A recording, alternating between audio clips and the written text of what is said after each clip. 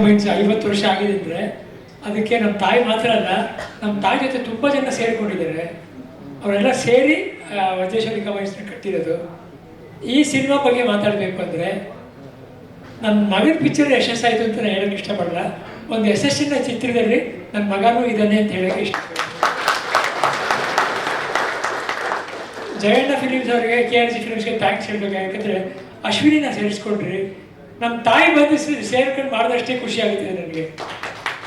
ನಮ್ಮ ತಾಯಿ ನನ್ನ ಪಿಕ್ಚರ್ ಮಾಡಿದ್ದಾರೆ, ನಮ್ಮ ಅಣ್ಣನ ಪಿಕ್ಚರ್ ಮಾಡಿದ್ದಾರೆ, ನನ್ನ ತಮ್ಮಂದು ಮಾಡಿದ್ದಾರೆ, ನನ್ನ ದೊಡ್ಡ ಮಗನ ಪಿಕ್ಚರು ಮಾಡ್ಬಿಟ್ಟು ಹೋಗಿದ್ದಾರೆ.